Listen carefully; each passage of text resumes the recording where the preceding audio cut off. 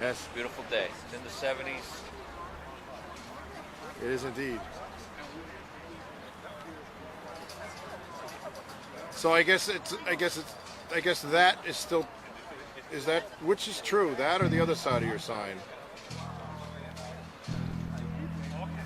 I guess that's the question, huh? Yeah, I don't think that will ever happen, but it'd be nice. We need term limits. I think that would get them nervous. Can I have everyone's attention? Could we all please stand, please? Remove your hats. Ladies and gentlemen, the Honorable Chief Justice and the Associate Justices of the United States Supreme Court. Oyez, oyez. All persons having business before this Honorable, the Supreme Court of the United States, are admonished to draw near and give their attention, for the court is now sitting. God save the United States and this Honorable Court.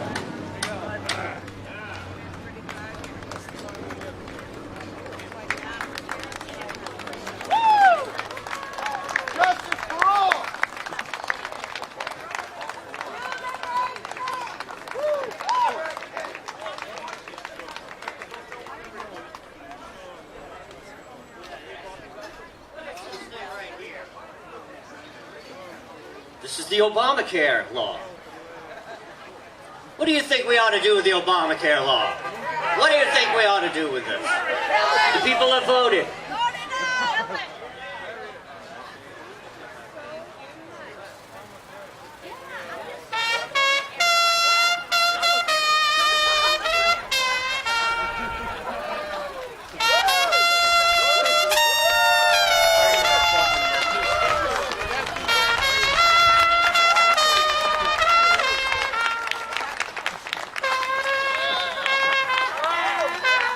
I want to thank the Supreme Court justices who voted to get rid of this.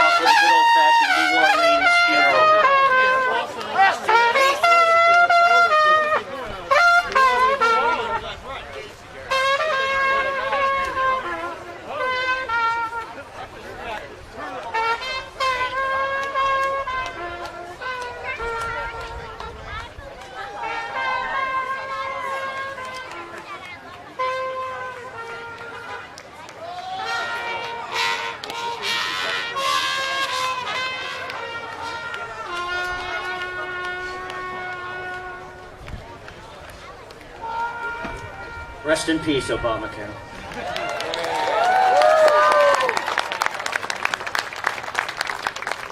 Can everybody please remain standing? Take off your hats and join me in the Pledge of Allegiance. I pledge allegiance to the flag of the United States of America and to the republic for which it stands, one nation, under God, with liberty and justice for all. America! Welcome everybody to the 4th annual Worcester Tea Party Tax Day Rally. My name is Christopher Maider and I produce the Meat and Potatoes YouTube show. It used to air at a small community radio station down here known as WCUW. I was fired for my political views. The show is a mix of conservative dialogue, music, and guest interviews, and I've been producing the show since 2009. WCUW got its humble beginnings from the philanthropy of a Dr. Robert Goddard. Now, I do not need to explain to this audience who Robert Goddard was, but I do wish to start off this conversation with Robert Goddard because it shows us that it is the individual, not the government, who is the single most creator of knowledge, innovation, and human discovery. Robert Goddard did not receive taxpayer-funded money to launch his rockets. Robert Goddard was not a wealthy man, but he did earn his money well and was perfectly aware of his responsibilities as a patron of the arts and sciences. He chose to donate what he could to worthy causes. No entity took his money. The result has inadvertently allowed me to broadcast on his radio station. And for that, I thank you, Dr. Goddard. In fact, to this day, American individuals and businesses donate more money to charity and causes than anywhere else in the world, and at a record level. Every time there is a disaster, Americans roll up their sleeves, grab a shovel, and write a check. It's a system that works perfectly fine until the government shows up. Quick story, I was watching an old episode of The Waltons. Remember the Waltons? Remember Ike Godsey? He was a storekeeper there on Walton's Mountains. Well, one day Ike Godsey has a heart attack, and the possibility of closing the general store became very real to him. Well, Ike Godsey hadn't counted on the Walton children. They decided to run the store themselves until Ike had recovered. Well, I dare anyone's children to try that today in this heavily regulated America. In fact, I spoke to a shop owner a few weeks ago. It took him 2 years and thousands of dollars in permits just to open his small bodega. But the Walton story doesn't end there. There was an old woman who kept coming in to buy sugar, but there wasn't any sugar because of World War II rationing. So Mr. Walton decided, he told the kids, he says, well, Grandpa had planted sorghum on Walton's Mountain years ago, and now it grows wild. Why don't you just take that and turn it into molasses and sell that? Well, right away, right off the bat, I thought of the EPA suing John Walton for introducing a non-native plant species, the FDA shutting down the kids' molasses production, never mind the child labor laws, EEOC, OSHA, and the NLRB. It seems the paradigm today, it has become difficult to do easy things. It has become difficult to do easy things. Ladies and gentlemen, I want to introduce our next guest. Her name is Mary Alice Perdichizzi. She's the president and co-founder of the Brandeis Tea Party, the first and only Tea Party movement at a Jewish university. It is one of the most active student-led tea parties and a strong ally of young Americans for freedom. Ladies and gentlemen, Mary Alice Perdichizzi.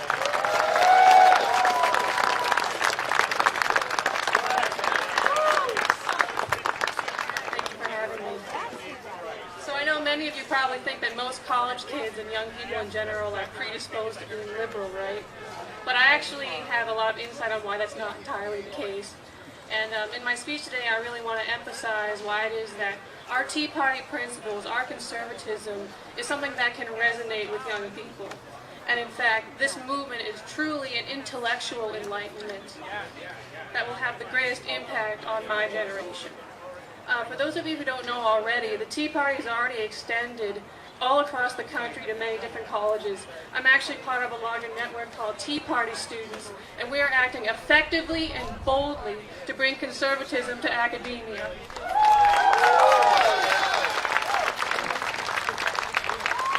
We are poised to turn the tide with our reason. We are turning the tide on the mainstream thinking that has led to the expansion of government and all of the fiscal and liberty-related issues that we confront in our activism. We are the ones who promote individual liberty, and this is where truth will win out and give people the power to reclaim their freedom.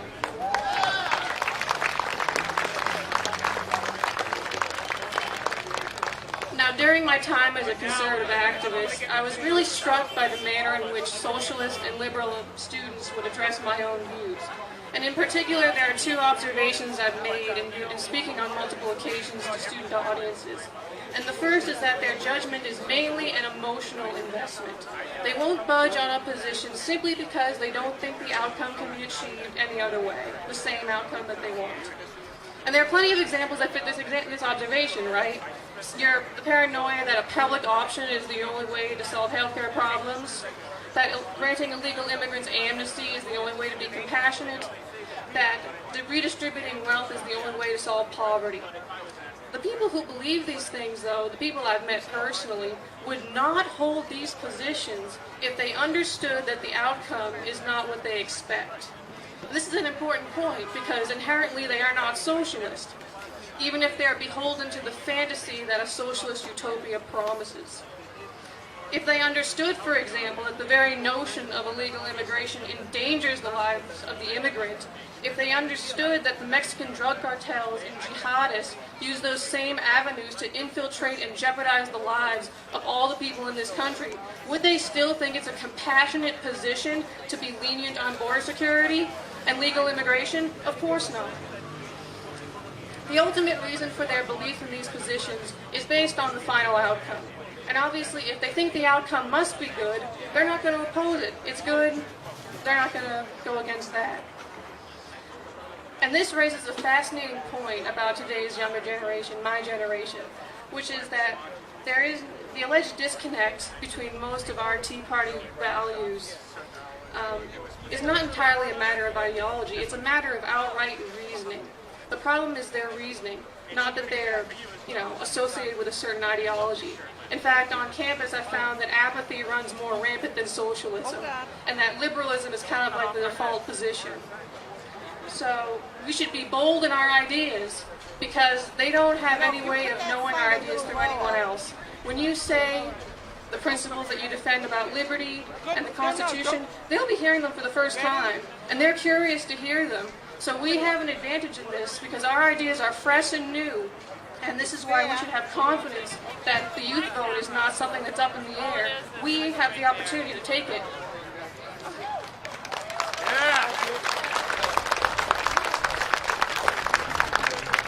Now this sounds like many people are just being strung around by their good intentions, but obviously that's not the entire story, right?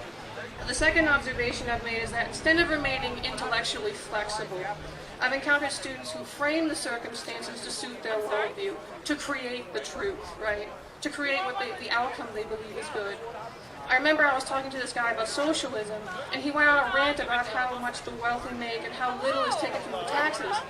And this justification is ridiculous because he automatically thought that just because someone was wealthy, they're inherently criminal.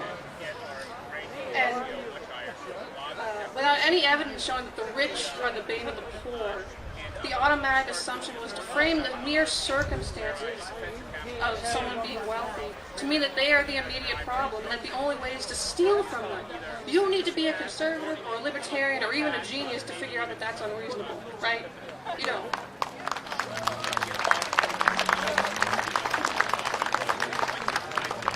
This excuse for stealing is about framing the world in which one option, a coercive option, is allegedly the solution for society's problems.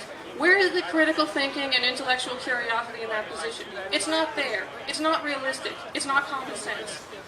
And this is where the Tea Party is unique. As a movement that bases its action upon principle and a view of the world that is complex and honest. The power of the Tea Party is based on the belief in free market capitalism, which is not spiteful or based upon a theoretical charge of class, but instead a realistic view of individuals living together, taking part in one another's abilities to produce services and goods, and living to the best of their ability with the highest standard in mind, without coercion, without mastery, with prosperity abounding in communities, rather than being cut off by bureaucrats who waste the time and efforts of the people who are productive.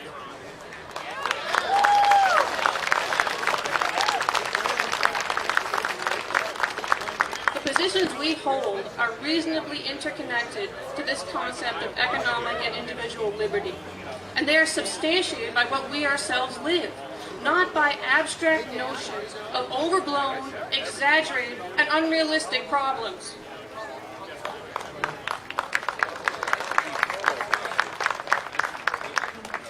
The Tea Party movement is truly an intellectual enlightenment, a thoughtful and informed defense of the liberties that our founding fathers understood so that we can preserve that liberty and a free society for our future generations.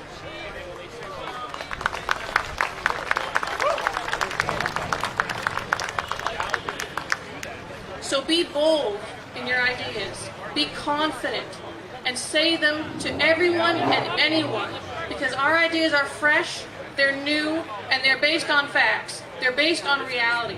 We're the voices of reason, so let's turn the tide this year as the people who truly stand for reason. Thank you, and God bless America.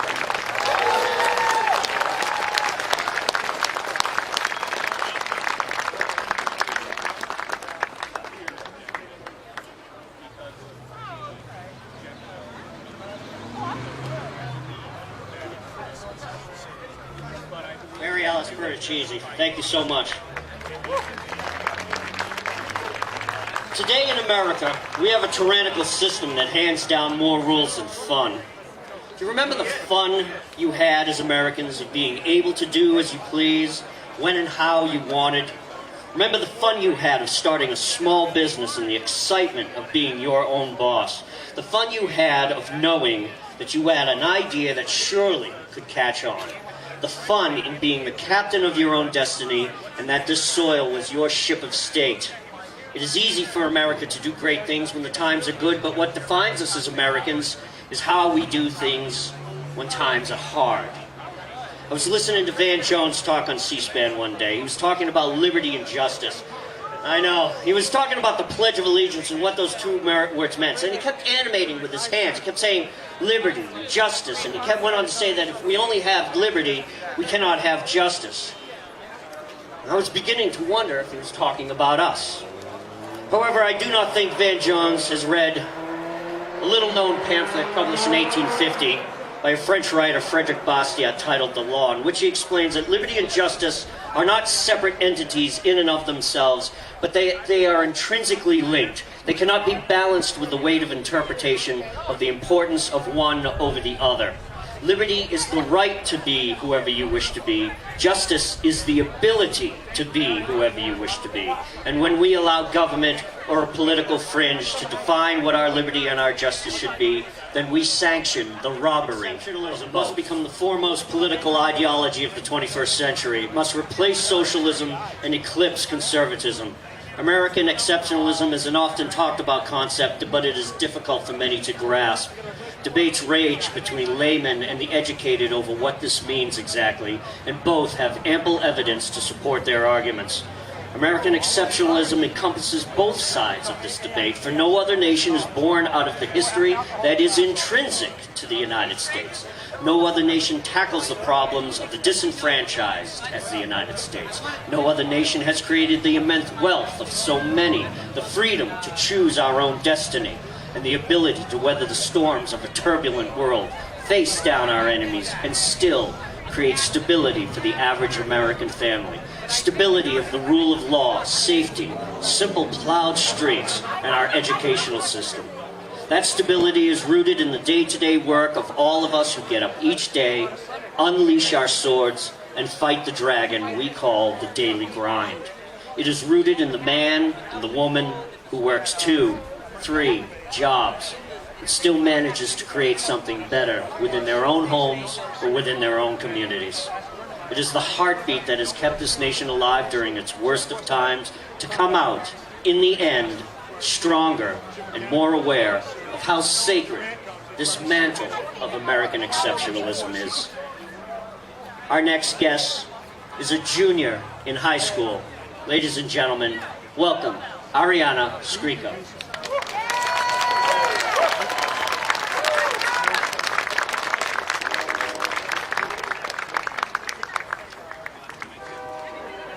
Hello. It's my first time up here, but I've been to Tea Party rallies before. And I have to say it's great that everyone is coming out to show support for an issue that is becoming so influential in our lives today. A lot of people think that what the government is doing and the laws that are being passed through Congress and states are not going to affect everyone in this country. They think that it's only going to affect the adults that are adults now. It's not going to affect children or kids in high school. But adults are not only the ones affected by what the government is doing and the laws that are being passed by the current administration. As a high school junior, I'm also affected. And at first I was like many of those people who think that not everyone is going to be affected. My grandparents always told me that what they're doing now, through the Tea Party, working against laws in the government and trying to stop what's going to happen if we don't take a stand, was not going to affect me. It had nothing to do with me. It was to help adults. I didn't really understand any of that. But now, my eyes have been opened to a new perspective. The perspective of a minor that is forced to sit down and not question anything about their lives. In December, all of the students in grades 9 through 12 in my school were called to the auditorium for an assembly. Assembly informed us that changes were going to be taking place at our high school next year, and this year, for years to come. The majority of students found this news. It had been kept a secret from us up until that point. We had no knowledge of it. It's all part of this umbrella called the PEP grant, which our administration defined as a grant that had been given to improve physical education programs in our school. Now, from the PEP grant's website, they describe the PEP grant as this. Money from the PEP grants may be used to purchase physical education equipment, provide support for students, provide training and education to teachers and staff members, bring in programs and teachers from the outside or school organization, and to initiate new physical education programs. This helps students to understand, improve, and maintain physical well-being, enhance physical, mental, social, and emotional development through instruction in physical activities and motor skills, development of cognitive concepts about fitness and motor skills that support healthy lifestyles, education in healthy eating habits and nutrition, and professional development for physical education teachers. Now, on the outside, this sounds like a great thing. Money given to the school to help the school to build new programs to increase physical awareness. But on the inside, I can tell you that it's not all that great. Although the PEP grant sounds great, it does not mention the use of the bracelets, as they're called around my school. All sophomores in my school are required to wear a bracelet. It's a health bracelet for 9-day periods. It goes on their wrist and it tracks their physical activity each day, how many minutes they do, and it tracks what they eat, how many calories they intake per day. It has their names and it is collected for recording data at the end of the 9-day period. They must wear it for each day. They are to wear it when they sleep, and they even wear it in the shower. It basically follows them around. And additionally, all sophomores are forced to log their fruit and vegetable intake as well as other food intake when the school asks for it. This has their name on it, and it follows exactly what each student eats and does every day. Exercise and daily activity logs are collected by the physical education teachers and given to the physical education director. PACER tests are also used. PACER test is a cumulative running test that gets harder as it endures. It tests students' endurance and how many laps they can really run. But this is affecting the whole school, not just sophomores. One of my friends had to run the PACER test just because a sophomore also had to run it. He's not a sophomore, but he came up to another class following the PACER test and almost passed out as a result of this strained physical activity that is not necessary on him. The whole school is also being forced to participate in new physical education programs next year. One of the points of the PEP grant is that they're putting in an outdoor ropes course at my school. This costs millions of dollars that really should not be spent on a school in New England, which we are never going to go outside to use for this physical education ropes course, and mountain bikes, and skateboards, and other things that are going to be improved in our physical education program next year. I have to say that a lot of my friends are not obese. The school thinks that they're solving obesity and taking steps to prevent it, but they're really not. Most kids are not obese. Most people aren't. For the small percentage of people that are, they're doing this to help them, but they really aren't. Kids are just going to go home at the end of the day and eat whatever they want, do whatever they want, sit on the couch watching television. This is not going to change anything about their daily habits, either in school or out of school. So everybody else has to participate in this. Why? It's not right.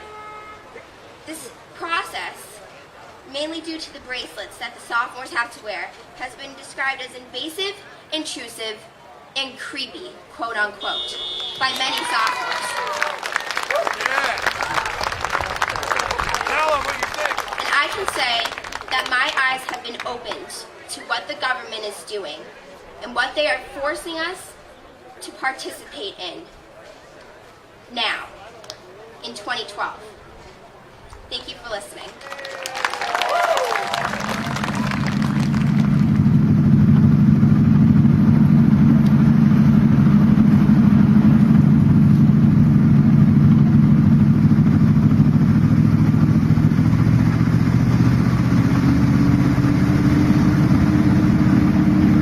Next guest is Aaron Goldstein.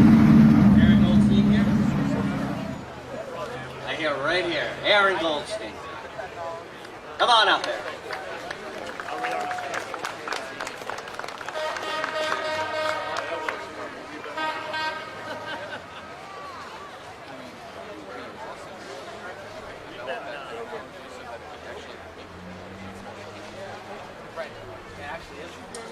Thank you very much.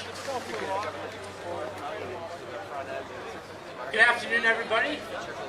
I'm certainly delighted to be here today with you here in Worcester. Let me begin by thanking both the Worcester Tea Party and the Greater Boston Tea Party for inviting me here to be with you.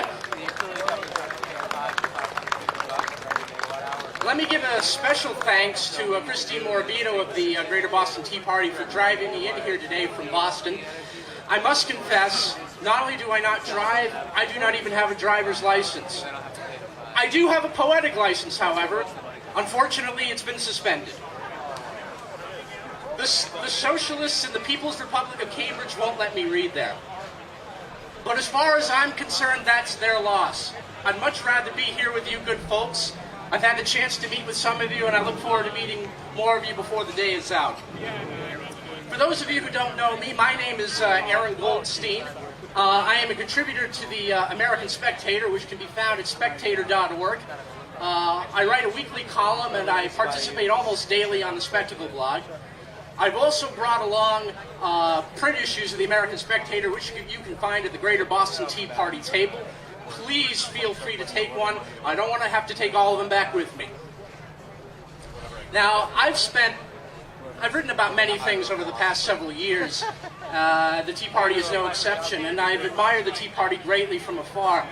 And if I have to say anything about the Tea Party, I think it's one of the most unique political and social movements in American history.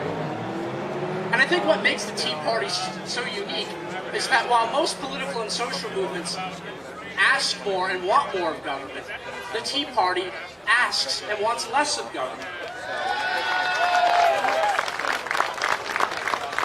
But I think it's this very uniqueness which makes the Tea Party so maligned and misunderstood. And when liberals and so-called progressives malign and misunderstand something, they call it racist. Now, you probably remember a few years back when Janine Garofalo, alleged by some to be a comedian, said that the Tea Party was about hating a black man in the White House. Wow, what a knee slapper. Now let me tell you something. If anyone ever calls you a racist because of your involvement in the Tea Party, you tell them, is that the best you can do? Shame on you. You have cheapened the meaning of racism, and therefore you have cheapened yourself.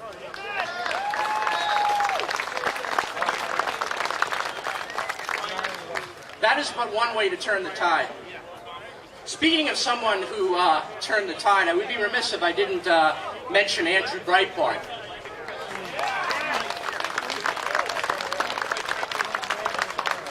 I would make the case that maybe the greatest thing that Andrew Breitbart did in his short time on Earth was when he issued that $100,000 challenge.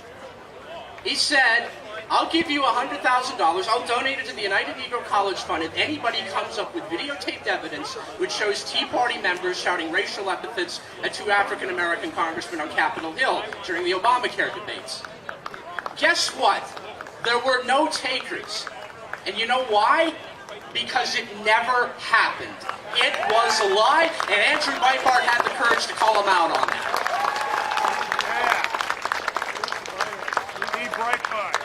Or let me put it to you another way. A couple of years ago, I wrote an article in the Spectator about black Tea Party activists, which I called The Color of Tea. One of the people I interviewed for that article was a fella named Kevin Jackson, who's a Tea Party activist in St. Louis. He's spoken at Tea Party rallies all over the country. And he told me not only had he never experienced racism of any kind at all the Tea Party events he attended, but he told me that he'd have white middle-aged guys ask him to go fishing with him, they'd invite him into their homes for dinner, and they'd ask him to marry their daughters. Now, if that doesn't tell you that racism is clinically dead in this country, then nothing will.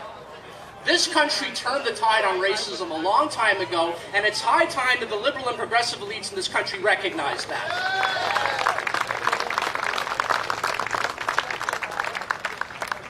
Unfortunately, facts seldom deter liberals and progressives.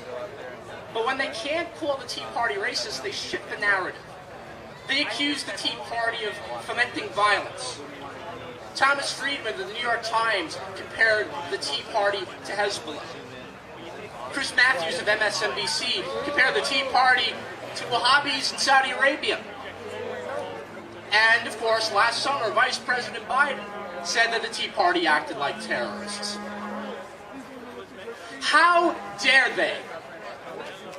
How dare they compare peaceful, law-abiding Americans to those who murdered our soldiers in Beirut, Baghdad, and Bagram?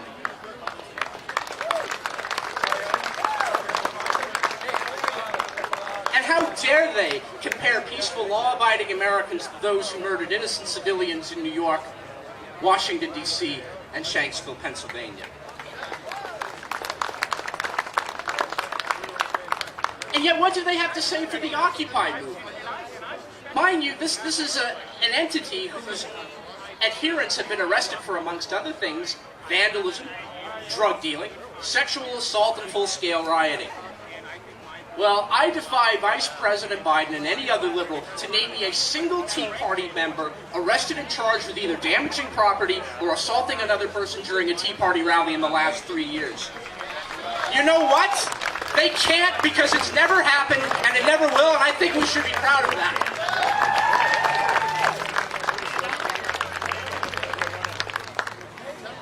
So if we're not racist and we're not terrorists, then what? Well, they call us fakes, phonies, or as Nancy Pelosi so inelegantly put it, astroturf. But yet, liberals and progressives simply can't fathom that anyone actually believes the government should live within its means. The federal government has grown out of control, and there is no signs of stopping. Do you realize it has now been 1,083 days since the Senate passed a budget? Now, I have a theory as to why this is. Here's what I think Harry Reid and his pals are up to. See what you think of this theory. Each day that they don't pass a budget represents a page in the Obamacare bill.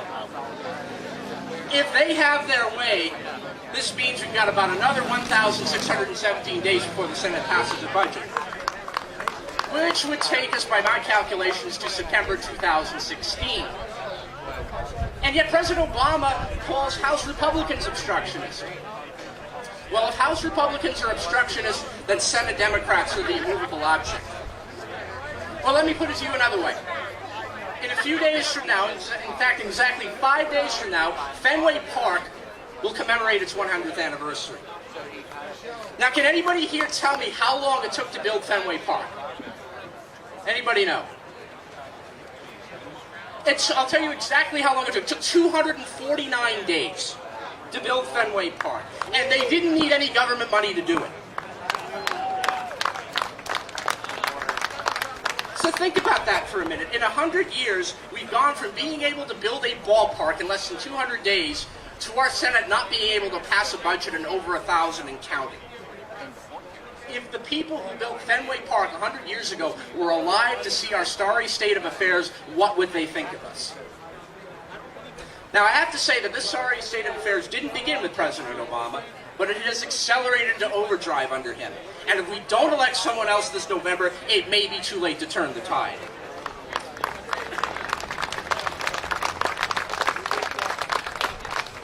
So let me remind you of something he said on January 20th, 2009, which was the day he took office. He said, and I quote, "What is required of us now is a new era of responsibility. Well, I think President Obama has a different idea of what responsibility means than the rest of us. President Obama's idea of responsibility is holding other people responsible for his actions. He has spared no effort in blaming others for his misfortune, including former President George W. Bush, House Republicans, Israel, the Arab Spring, the Japanese earthquake, and tsunami. At this point, I am surprised he hasn't blamed his dog Bo for the economy not recovering. But President Obama does say the darndest things. I mean, this is a man who says things would be easier for him if he were president of China. And just the other day, yeah, they would. He said Ronald Reagan was, and I quote, a wild-eyed socialist tax-hiking warrior. Now, it's true that Reagan thought, millionaires should pay taxes. But here's what Obama didn't tell you. This is what Ronald Reagan told the students at Northside High School in Atlanta, Georgia on June 6, 1985. So here's what the Gipper had to say. We're trying to take less money from you and less from your parents. And whatever you and they do with this additional money will not only help you, it will help the whole country by making our entire economy stronger. Maybe you'll take some of the money and put it in the bank. Fine. You'll earn interest on your savings, and you'll also make more money available for others to borrow, to expand their business or improve their home. Maybe you'll spend it, and that's fine too. Although I hope you don't spend it all. But what you spend will increase demand for various products, and that will help create jobs. But whatever you do with it, you'll be the one who's doing the doing. You'll make the decisions. You'll have the autonomy, and that's what freedom is.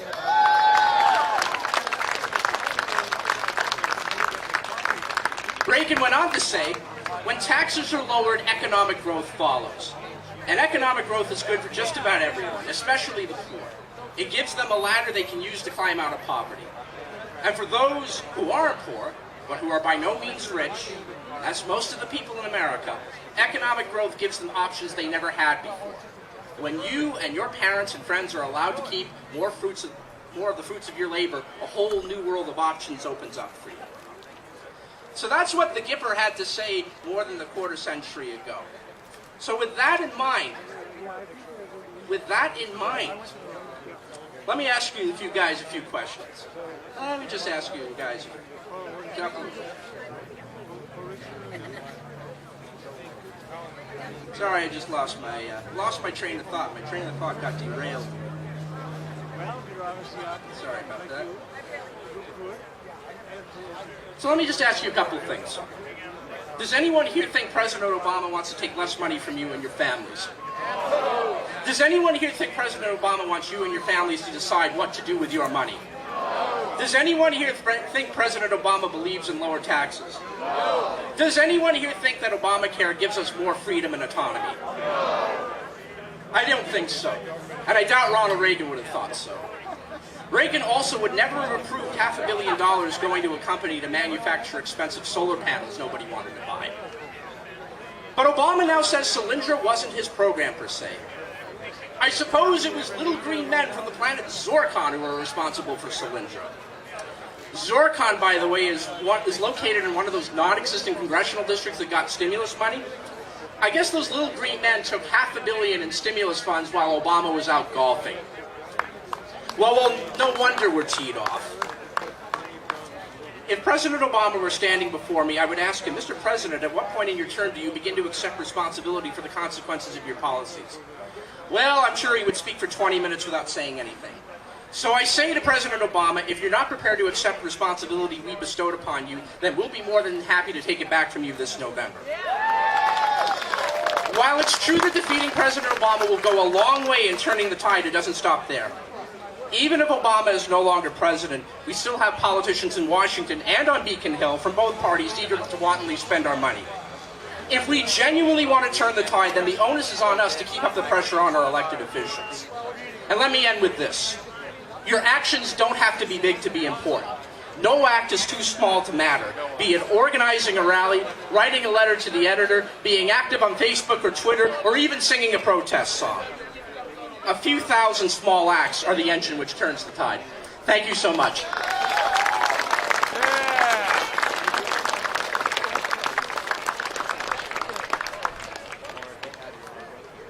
Thank you, Eric.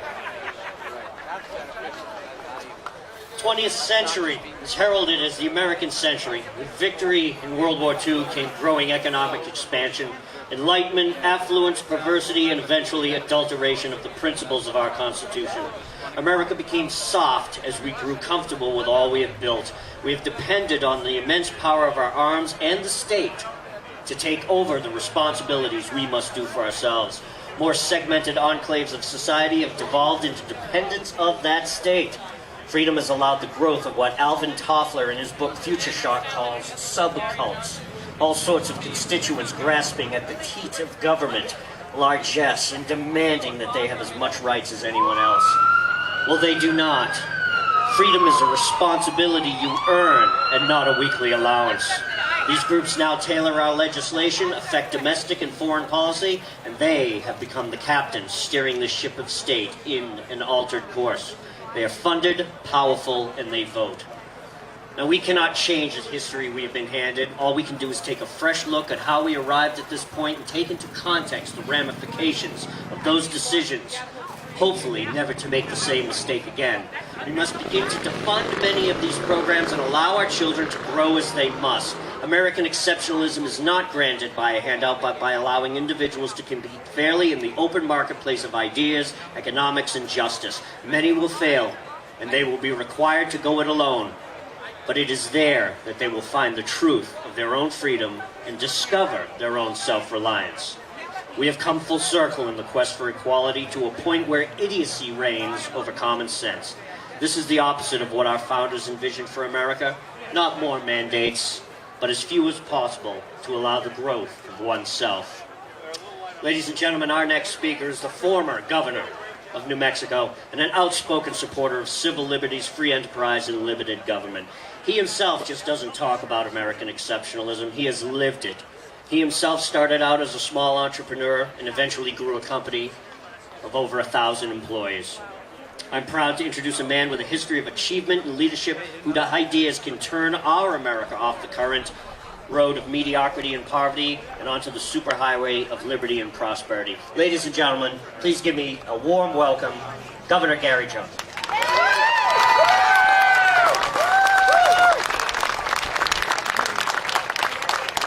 So, I am Gary Johnson, and I'm running for President of the United States. I may just end up being the Libertarian nominee for President of the United States. So I may be one of 3 on the ballot in all 50 states, something that is, I think, very significant. Now, I'm running for President of the United States, so I'm just going to apologize right now for what is about to be an unabashed attempt on my part to sell myself to you. Who am I? I've been an entrepreneur my entire life. I started a one-man handyman business in Albuquerque in 1974, me, and actually grew that to employ over 1,000 people 20 years later. American dream come true. I'm also an athlete. I think you want an athlete in this kind of position. What I've learned from athletics is that life is a journey. It's not a destination. That working hard is something that is worthwhile, and I enjoy working hard. In that context, I've summited Mount Everest, something that I think you want a president to be able to hunker down, to do what it takes. I was a 2-term governor of New Mexico. Arguably, I was the Libertarian governor of New Mexico for 8 years under the guise of being a Republican. But New Mexico is a state that's 2-to-1 Democrat. And how did that work out for me? I have to tell you right now, in New Mexico, citizens wave at me with all 5 fingers, not just one, which is an all right thing. Here's the bad news. The bad news is that this country is in trouble, big trouble. I believe that our government is going to collapse. I believe that we're going to experience a monetary collapse, and that will be the fact that our dollars don't buy anything, because the mathematics of continuing to borrow and spend 43 cents out of every dollar that we spend is unsustainable. That's the bad news. The good news is that we can fix this. We can fix this. We can balance the federal budget. We can slash spending. We can stop printing money. We can we can adopt strong U.S. dollar policies, not weak U.S. dollar policies. So I'm making 3 promises as President of the United States. First promise, I promise to submit a balanced budget to Congress in the year 2013. Now that's not promising a balanced budget, that is promising to submit a balanced budget to Congress in the year 2013, which is a $1.4 trillion reduction in federal spending. I'm also promising, promise number 2, to veto any expenditures by Congress that exceed revenue. Now, one thing I didn't mention, my having been governor of New Mexico, I may have vetoed more legislation as governor of New Mexico than the other 49 governors in the country combined. I vetoed 750 bills while I was governor of New Mexico, thousands of line item vetoes, made a difference when it came to billions of dollars worth of spending. Only 2 were overturned. It made a difference when it came to you and I having to comply with government, meaning I didn't sign on to legislation that was just going to simply take more time and more money to have to comply with issues that really weren't going to make us any safer or any better off. With those 2 promises, promising to submit a balanced budget to Congress in the year 2013, promising to veto expenditures by Congress that exceed revenue, even if they override, I suggest to you that spending will be less with those 2 promises implemented than any other scenario you could possibly come up with. Lastly, I promise to advocate on the part of throwing out the entire federal tax system. No more income tax, no more corporate tax, no more tax withholdings, no more IRS, and replace it with the fair tax, which I really think reboots the American economy for the next 100 years. It ends up being cost neutral over a very short amount of time. It's really the answer when it comes to jobs, because in a zero corporate tax rate environment, if the private sector doesn't create tens of millions of jobs, I don't know what will. And it's really the answer when it comes to our exports. It's the answer to China by making our exports 23% more competitive. So, promising to submit a balanced budget to Congress, promising to veto expenses that exceed revenue, and then promising to advocate on the part of the fair tax, which I think issues the pink slips to half of Washington lobbyists because they're not going to be there anymore. There will be no more deductions. The fair tax will be fair. I believe in the power of the individual. I believe in constitutionally guaranteed equality. You know what? We need to defend the Constitution. And it isn't just when it applies to you and I, it's when it has to apply to everyone. We need to stop the practice of torture and detainment without being charged. I oppose the death penalty. As governor of New Mexico, I came to recognize, and this was a reversal in position, I came to recognize that the government makes mistakes when it comes to the death penalty. And I don't want to put one innocent person to death to punish 99 that are guilty. The government doesn't need to fix anything when it comes to the internet. I support the abolishment of the Department of Education, Housing and Urban Development. I'm open to the discussion of abolishing any federal agency. And here's the argument on abolishing the Federal Department of Education. The Federal Department of Education gives each state about 11 cents out of every dollar that every state spends. But it comes with 16 cents worth of strings attached. So it's really a negative to take federal money. Just give education back to the states, 50 laboratories of innovation and best practice, and that's exactly what we will have. We will have best practices that get emulated. We're going to have some horrible success that'll get avoided, but that's how we improve education in this country, is the state model, not federal government model. One size fits all. It doesn't fit all.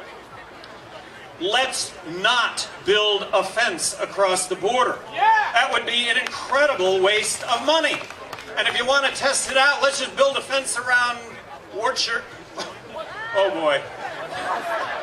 And see how that works. See if it keeps you in or out. It's not going to do it. When it comes to immigration, we should make it as easy as possible for somebody that wants to come into this country and work to get a work visa. Not a green card, not citizenship, but a work visa that would entail a background check and a social security card that applicable taxes would get paid. And if we implement the fair tax, taxes won't be an issue, because if you're legal, illegal, visitor, U.S. citizen, you will not avoid paying the consumption tax. I believe in a strong national defense. The operative word, though, is defense, not offense, not nation building. I am opposed to foreign aid. We borrow and print money to the tune of 43 cents out of every dollar, and then we turn around and give it away. We need to extricate ourselves from our current military conflicts. The basis being is there is not a military threat involved. We need to stop the prohibition of drugs. We need to legalize marijuana. Look, border violence is a prohibition phenomenon. That's the answer when it comes to addressing this issue. I believe in free markets. You believe in free markets? Well, free markets doesn't mean tariffs. We should abolish the Department of Homeland Security.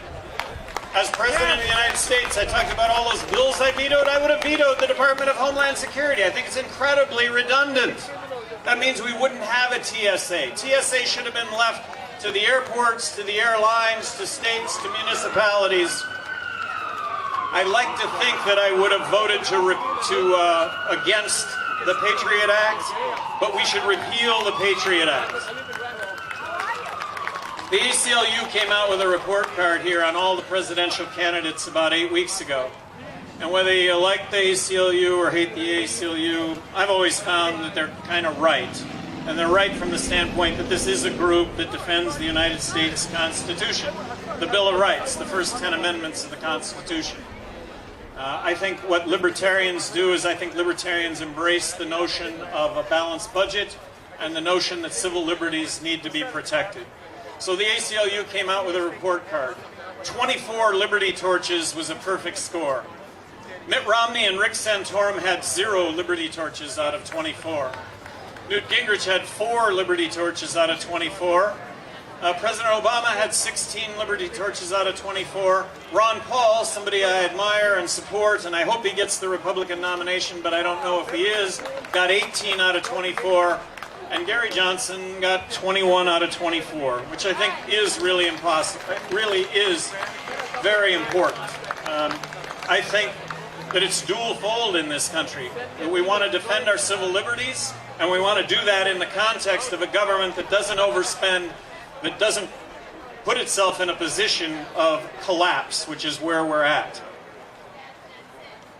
I want to thank all of you for your activism.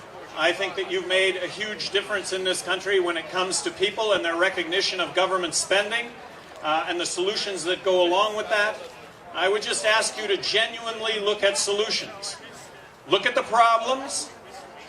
Everybody pretty well identifies the problems. Look at the solutions. Not everybody recognizes the real solutions to the problems that we have. And then lastly, what you've got to consider in the case of voting for a president of the United States is the resume. What's to suggest that this is a person that's going to actually go out and do what he or she says they're going to do, to doggedly pursue an agenda that really, in my opinion, does save America. Thank you all very, very much.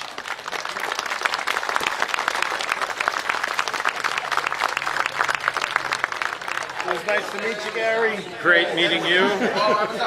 And I think we're framed up, so we smile and we do it again.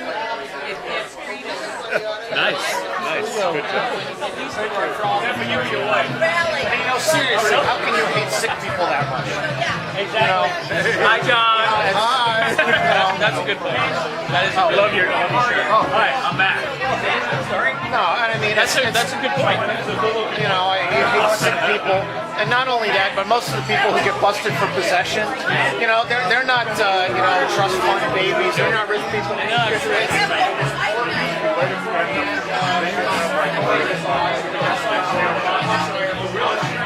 It's a war on poor people. It's a war on minorities. It's a war on sick people. What do you think we ought to do with the Obamacare law? What do you think we ought to do with this? The people have voted.